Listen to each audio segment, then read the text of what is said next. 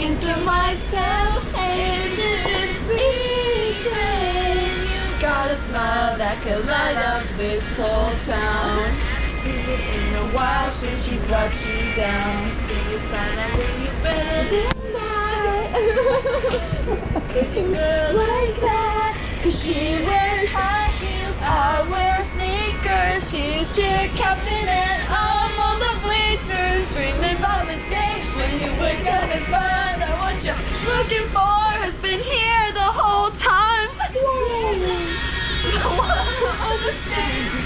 Being here all along, so why can't you see me? You belong with me. You belong with me.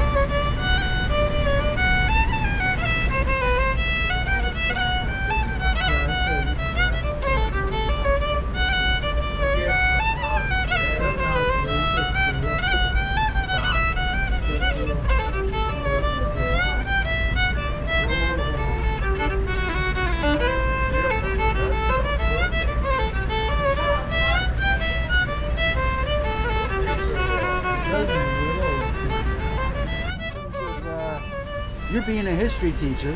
Yeah. And you're taking this train trip. Does it dovetail in your mind that is this? Are you digging in a little bit, or? Yeah, there's It's hard to explain, but I'll try to. It's like a really cathartic feeling. For example, like going through the Great Plains, taking the Empire Builder, which like Portland, Oregon to Chicago through the northern states, and this was my first experience ever seeing those states. And a lot of my undergrad career was spent studying like the Dust Bowl and the era of like the Great Depression, and so seeing the Great Plains for the first time, even though it's not necessarily like the most beautiful thing in the world, but what somebody would consider beautiful, I shed a tear. I started crying just to see how vast and open. Yeah, absolutely beautiful. It's big skies. It's Great Plains, you know, and it was I was able to sort of just process like what I was thinking as I was seeing this was how many different people and like types of people and groups of people and languages and cultures and religions have traveled through like the Great Plains. Boy Scouts of America, and it's whatever sub programs, whatnot. This is definitely the biggest like adventure that I've done, and also doing it as an individual rather than having like my neighbor sitting on the train with me. It's a fantastic adventure, really. This was a life-changing experience. A duty to God and my country, to obey the Scout law, to help other people at all times, to keep myself physically strong, manually awake, and morally straight. And then trustworthy, loyal, helpful, friendly, courteous, kind, obedient, cheerful, too brave, clean, and reverent. Wow. In I remember this different countries vaguely. and languages. And, wow. It's an international movement. Wow. Interesting. So that's the same. Scouting has the exact same mission of developing young people to grow up to be, or to make them prepared for life, right? Be prepared. You remember that part. To be good citizens, making ethical decisions for a lifetime of personal fitness. I think the other way you can do it is convince me just why the carrot that already exists is so much better. There's multiple different incentives available to me. Multiple things that I can choose to value. We're all picking one or another. Well, I think we're guided, and I think that. How do you change that? But I really like the word recognize. Read to do again, and cog to think and to see. That we can, in this question of our big societies and how we choose to embrace what externally can be very much seen as a harder lifestyle. You have chosen a harder lifestyle by kind of society's big metric of not having a car. I am thinking about my life. I don't know how I would go about it without a car. I don't know how I'm getting to school and work. It doesn't work the way that I've set up where I choose to go to school and work and live. How I get to my friends' houses. And you've chosen that harder thing. I chose the harder lifestyle, admittedly for a briefer time. But in doing that, I think it's really easy to become blind to the thing that we have. And to see that carrot for all that it's truly worth. And so we gotta continually recognize to again step back and look on what we're living. The value of the life that you're trying to live, of that locality and connectivity, to be an indigenous white American. And for me to try that very simple life in the dirt. It takes a lot of intentionality to restart and to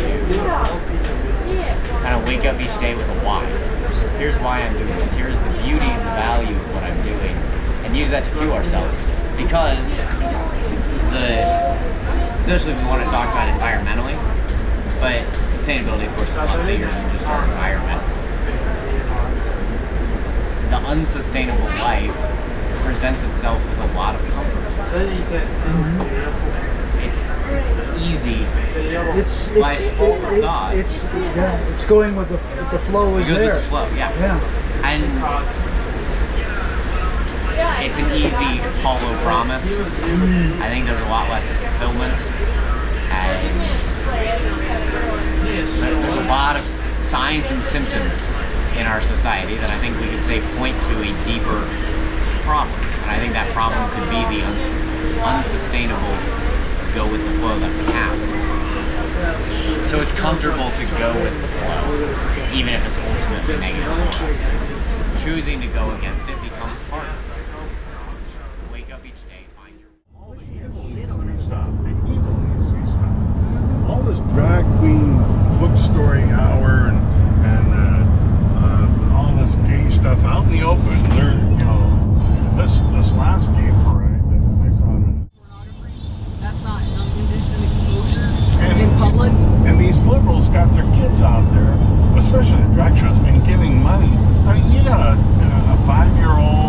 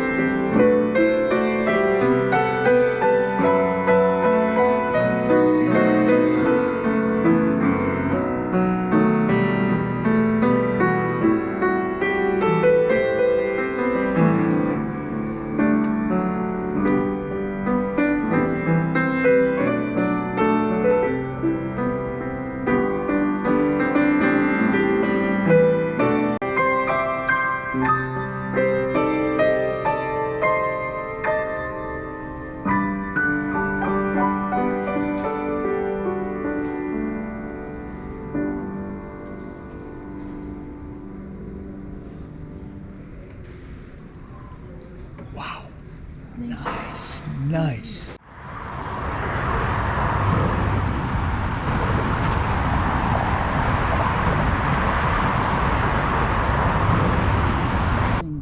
When we've got this global engine that's designed on growth, that we have to continually expand. Well, invest in companies that are eco-friendly.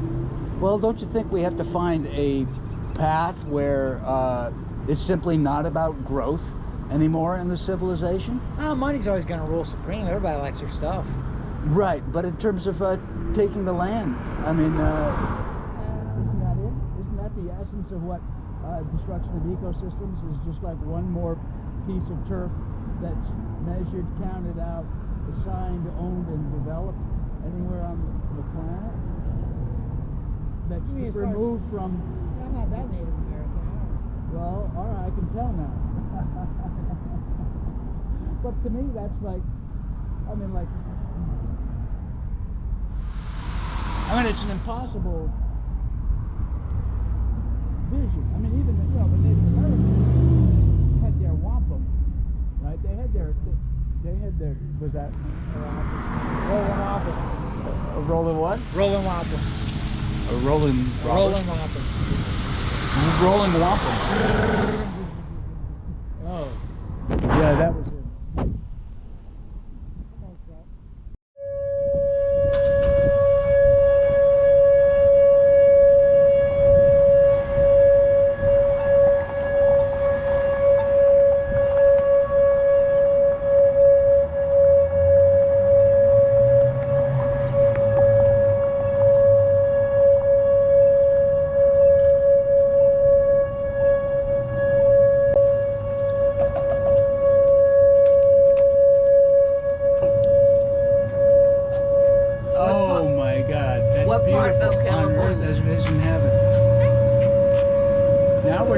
Deep ecology there, woman. It's deep ecology. Oakland Hayward. What's that? I am Oakland Hayward. No kidding. Fantastic. Wow. You had to come to Oklahoma to meet him. Yeah. Well, anyways, yeah, the emergency alerts thing. Sometimes I think it's just over. We don't even hear it. Oh, it's like, I think. If you live here, we do have a lot of tornadoes. So at night when you're sleeping in your house, if you hear that, yeah. I mean, you'll wake up. You get used to hearing emergency Yeah. sound. What you need to do. And you wake up and say, okay, let's go get in the hidey hole.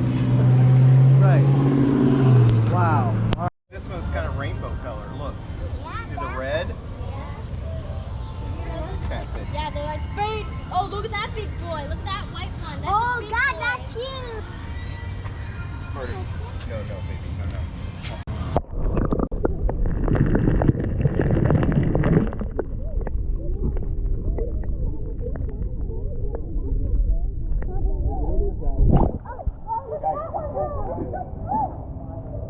On this cool project that's happening today. What project is that? So Urban Heat Island Mapping Project. I'm a city planner with the Office of Sustainability in the city of Oklahoma City. And so basically what we have done is we have a grant funding from federal grant funding that allows us to map the urban heat islands. People are taking temperature sensors and putting them on their cars, and air quality sensors, putting them on their cars. They're driving around, and these temperature sensors will gather the temperature and the humidity from the surrounding environment, and that's supposed to help improve science, because currently the forecasting models use satellite data, and the closer to the ground that you get, it's closer to what humans actually feel, the heat perception of what we actually feel when we're on the ground. And so these data are going to help improve the models, but also let us know where in Oklahoma City are the hot spots. You would look around and see all this pavement here, right? And you would probably, your instruments would probably tell you if you were in the center of that parking lot on the middle of the hot day, you know, and I see lots of parking lots, which are just like every American city or almost every civilization-wide city on the planet.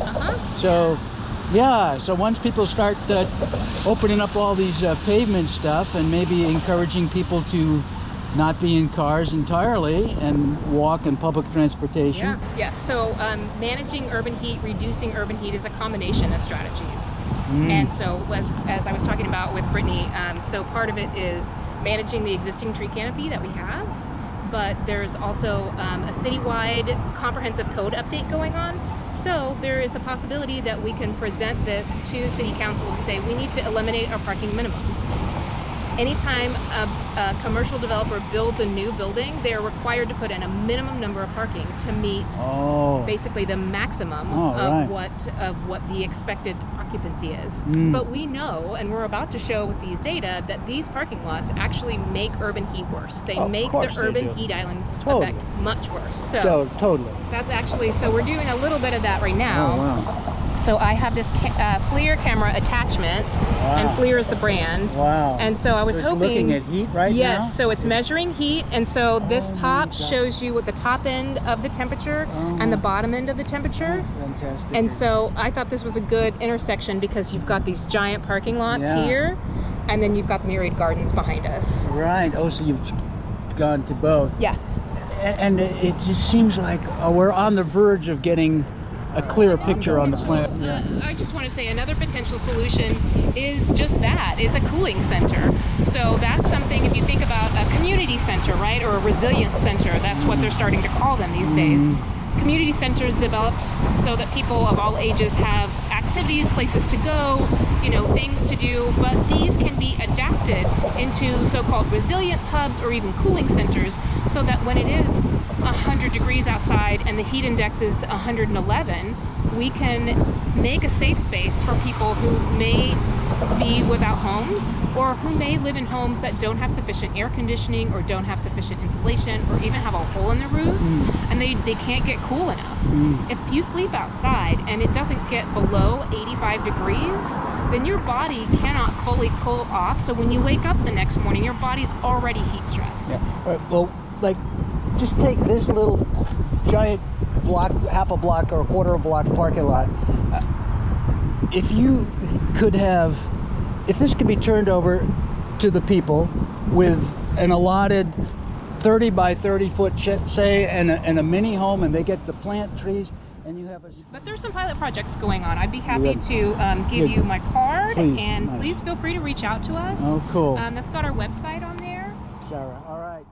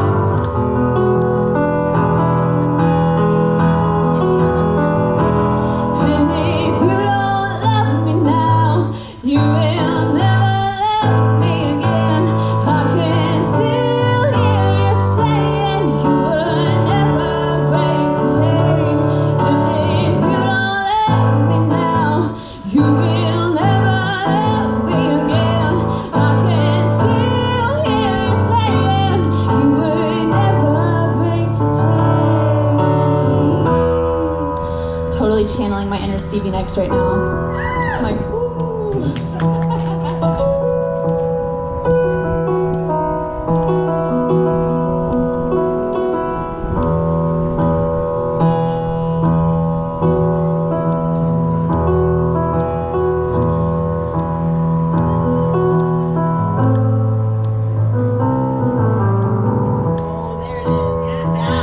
Christian's got it. This guy's, he's a legend. He's a wizard on the keys.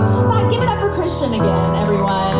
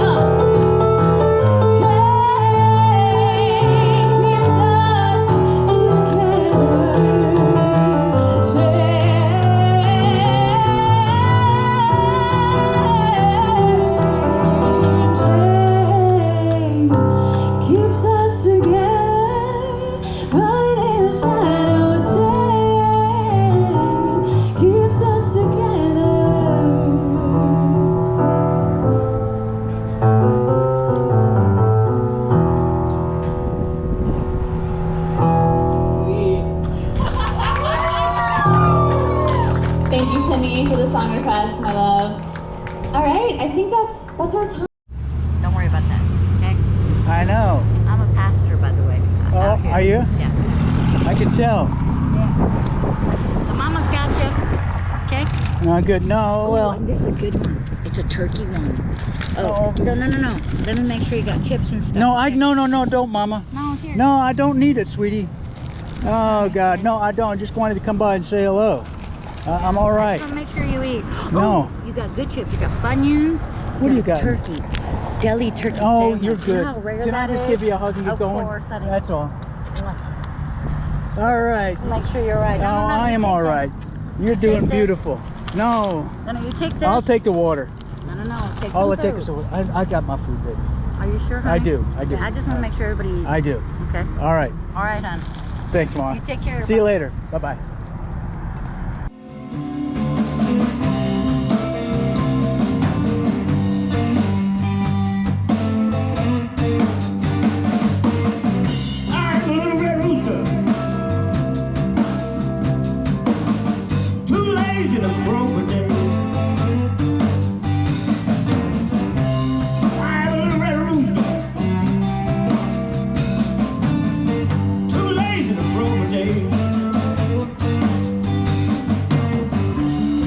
Keep everything in the barnyard. Oh, yeah, every way. The dog in the barn. The hound is in the house. The dog in the barn. Woo, woo. The hound is in the house. You country people, little red rooster on the ground.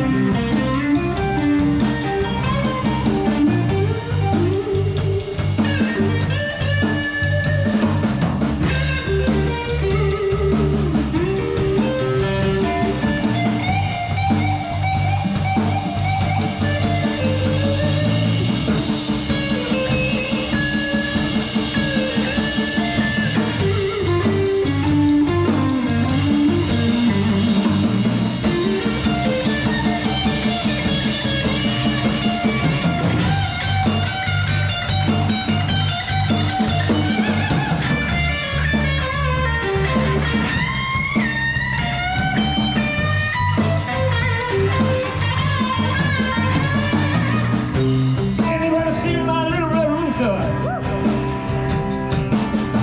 Please drive him home. Anybody see my little red rooster? Please drive him home. Ain't been no peace in the barnyard. My little red rooster been gone.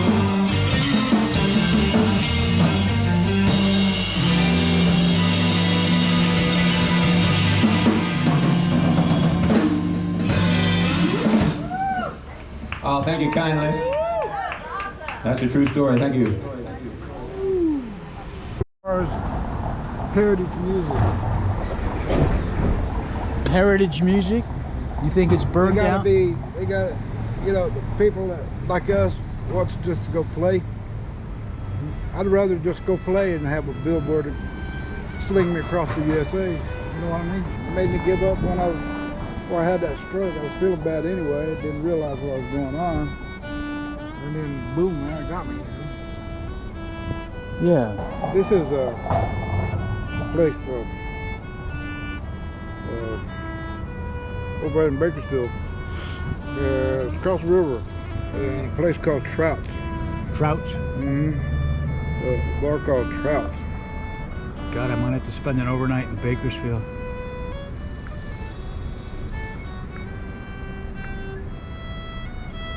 I could throw this thing as far as I could throw it. Yeah, Not having to rely on it no more. I hear you. That's what. Kern River Blues Society. Yeah. Those guys treat you good. Buck Owens is drummer right here. Oh, wow. Tour of the Prairie right here. Guys, Tour of the Prairie. Yes, indeed, people.